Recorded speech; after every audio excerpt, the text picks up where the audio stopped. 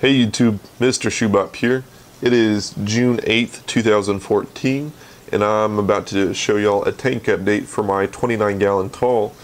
You're currently looking at my Manzita driftwood. It's been sandblasted prior to being placed into the tank, and I think that's one of the biggest draws to this tank is how it kind of has these spider-like entanglement that and it looks awesome when these fish swim through it. I'm gonna go ahead and zoom out and show y'all the full tank. So there it is. Obviously it's not completed. There's still a lot of things to do to the tank, and hopefully as I continue these videos y'all be able to take that journey with me. And I'm just gonna go through the tank real quick and kind of show y'all individually the plants and the fish that the stock that I currently have in the tank. I'm gonna start here. This is of course Java fern, and this is going to be my foreground to mid-ground plant as things steadily progress. This Java fern has kind of grown, especially recently as I've introduced a regimen of Seachem Flourish Excel to the tank. About 4 milliliters once a day in the mornings right before the lights come on. So that's been extremely helpful. As you can see, it kind of has this brown stuff, especially on that one leaf, but luckily since I've been dosing Excel, it's kind of tapered off and has not been affecting this plant as much. The other plants I currently have in the tank are Bacopa, which is that green plant right there, and mostly in this corner. As you know, Bacopa is also known as moneywort. It's the memory plant that you may have seen on a few occasions. I know it's a popular aquarium plant. It's a very slow growing plant, which is great when you have your tank kind of set up and situated as you want, but for the purpose of taking cuttings and replanting them and propagating the plant itself, it's been very slow, and so it's taken me a while to kind of even get to this point right here.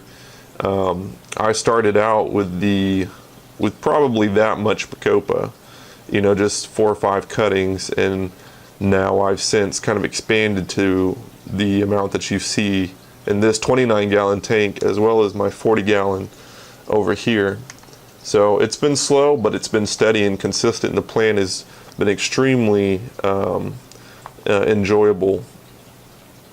Over here we have Ludwigia Repens. It's the one that looks almost somewhat red. I've been struggling with this plant. It's slightly more complicated than the Bacopa. I'm considering dosing iron into the tank. I've read that that'll really bring out the color and just contribute to an overall more healthy plant in general. So something that I'll be looking into is getting some Seachem iron and maybe starting a dosing regimen to bring out the color in that. I'm going to go ahead and show you. These are Zebra Danios. These are the only fish I currently have in the tank, with the exception of these sucker fish over here. They're very hard to find. They're very small, and they're mostly active at night, so I might not be able to find one.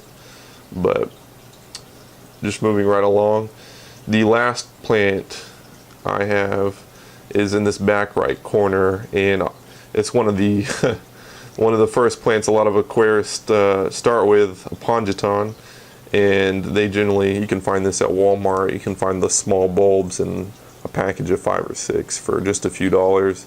So I thought that would look nice over here in the corner of my tank, and it's been very enjoyable watching this thing grow. Considering I have had this for over a year, this tank has been cycled for well over a year, but it's just taken me until now to get situated and to the point where I have time to kind of